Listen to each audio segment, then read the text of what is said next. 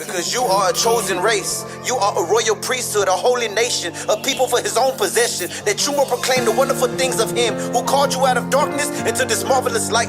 Do not be conformed to this world, but be transformed by the renewal of your mind. Set apart and set aside and do his work and bring him glory. Come on. I'm not trying to blend in, I'm trying to stand out. I've been set apart for greatness, it's already planned out. But do you feel like it's okay to do things and practice things that are not in the Bible?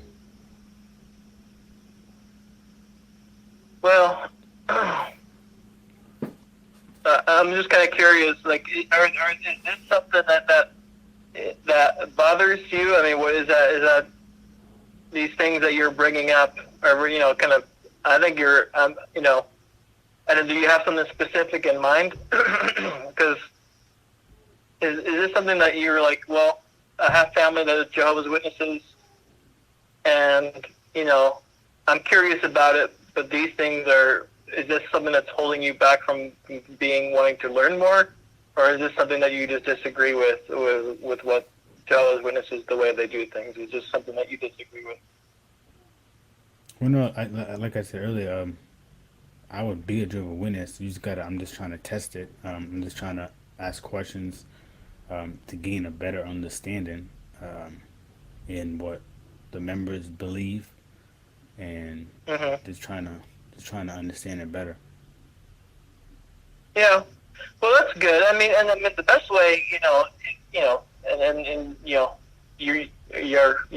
were asking Shirley, and you're asking me, so that's good, because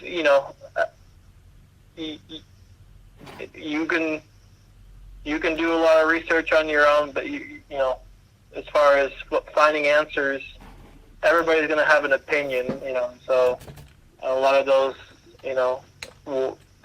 you'll find plenty of reasons why people will come up with reasons or why Jehovah's Witnesses, this is not right or that is not right. But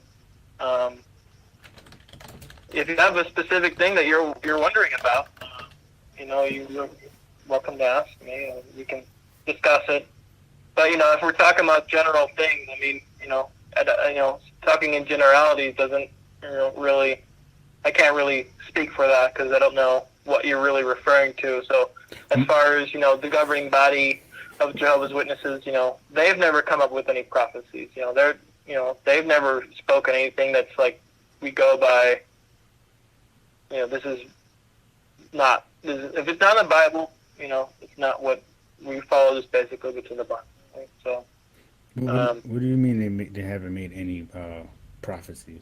Because even I think it was probably about like 2 or 3 months ago, they came out and corrected itself on there was a dual prophecy that they claimed it was fulfillment, that was talking about the witnesses preaching work about the locusts. So they came out and they said that we thought it was a dual fulfillment when it wasn't fulfillment. So right, but that's not a prophecy that they came up with, right? That's something in the Bible. So no, they're not going to come up with like, we've had a vision of this image in our dreams, and this is what it means, right? So well, yeah, they said they're not coming up with new prophecies, right? So well, dual one. A lot of times, wouldn't a dual one be a new prophecy when they're saying, okay, that prophecy was fulfilled then, but also it's going to be fulfilled in this way? Isn't that making a new prophecy? No, it's still the same, right? It's one prophecy that's in the Bible, and a lot of times things are fulfilled in multiple ways, right? So a lot of times fulfillment of prophecy has, I don't want to. There's different examples. I don't have to get into all kinds of like stuff right now, kind of details. But I mean, a lot of times Jesus made prophecies, and they were fulfilled in his day. Early, like many years ago, and they're also being fulfilled today. Right, when Jesus talked about, he was talking about the last days. In the last days, we'll see food shortages. We'll see wars. We'll see pestilences. he was talking about his day. That was going to happen in his day. The Roman army came. It was the last days of their days, but it's also being fulfilled today. So there's two fulfillments of his words. So the same thing is true for a lot of other Bible prophecies. When they were spoken, they had an initial fulfillment in those days when it was spoken, like it happened, it was fulfilled like very soon, and it also has a fulfillment in the further future. So would you say that's coming from God if the governing body is kind of saying, because I guess prophecy has to come from God because it's speaking about in the future that we don't have the knowledge of. Right. So yeah. So that's the whole thing with prophecy, right? When humans can't foretell the future, right? So Jehovah makes a prophecy. We just have to wait for the fulfillment. And if we sometimes we can understand the prophecy even before it's fulfilled. We can by studying the scriptures, by looking at parallel accounts or other scriptures that are they're talking about the same thing. We can get a pretty good understanding of what the meaning is, but not always. But that's because it's talking about the future, and we can't see the future. Only Jehovah God. That's why we can have confidence that every time we see a prophecy, it will be fulfilled, because Jehovah's never wrong when it talks about the future, right? He can look beyond. Nobody else can look into the future. That's why we can have confidence that the Bible is God's word, because we have seen all these other prophecies fulfilled. Yeah. Okay. So one topic, when I asked you about practicing things that's not in the Bible, because of my studies, I have seen that a lot of things are commanded on the witnesses that can't be found in the Bible, and like a lot of requirements and timekeeping, all this stuff. And there's publications that state that everything that I guess you would believe would be in the Bible, and if someone's teaching a false, to identify, I guess, a false religion, you want to find areas that are not, they're teaching ideas that are not in the Bible. That's why I was wondering if you were okay. Was it like kind of any time that troubled you, where you kind of saw something that, okay, that's not in the Bible, or you're okay with doing things that kind of not in the Bible?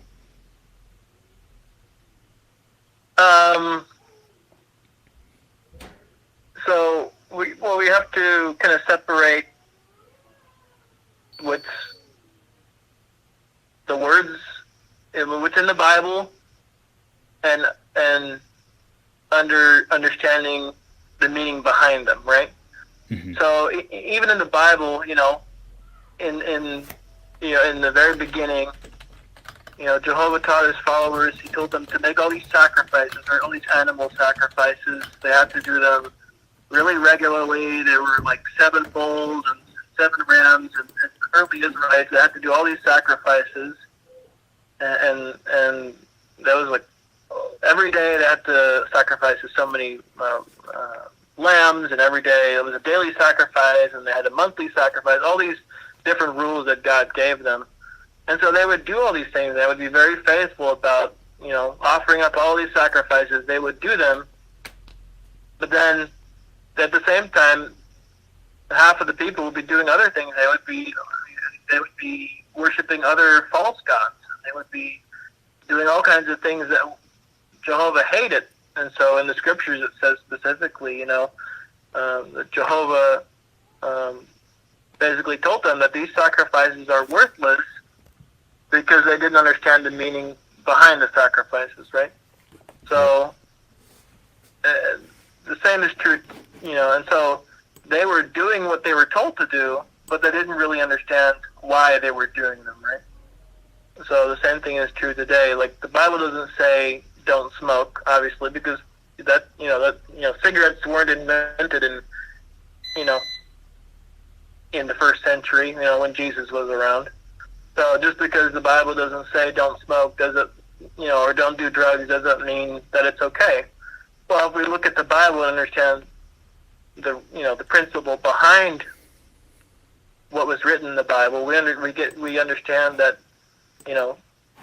being a Christian is not about like it was in the first century, just having all this 10 commandments, having all these laws and all these rules. Jehovah hasn't given us all those things. He has given us our conscience, and he has given us his word, the Bible, that helps us understand Jehovah's thinking. So we look at Jehovah's thinking and how he feels about things. We can come to the conclusion that Jehovah is a clean God. He is a holy God.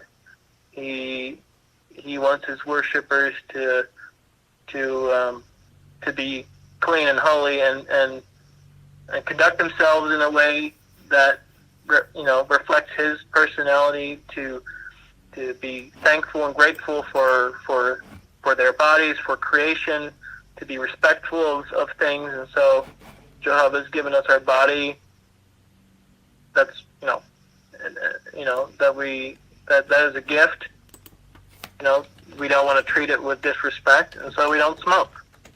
That's not something that's in the Bible, but that's something that we as Jehovah's Witnesses, that's something that we all understand, and that's not something that we view as this is a burden that we're told not to smoke because that's not in the Bible.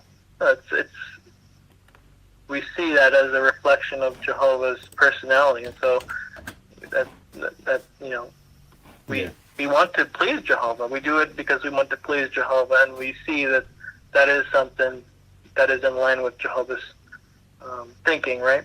So a lot of things in the Bible doesn't specifically say don't do that, because if we only go by what's exactly in the Bible, nowhere in the Bible does it talk about owning a gun. Guns weren't invented back then, right? So we have to go beyond looking at simply what's there, but also understanding why it's there, right? So that's really the key, and that's really the key of being a Christian, right? Not just looking at understanding what's in the Bible, the facts, but also living our lives in harmony with that. That's really, right, the key to being a Christian. Yeah. Okay. Thanks for explaining that. God was with me through it all. When I look back, I can see your hand. You had your hand on me. God was with me through it all. When I look back, I can see your hand.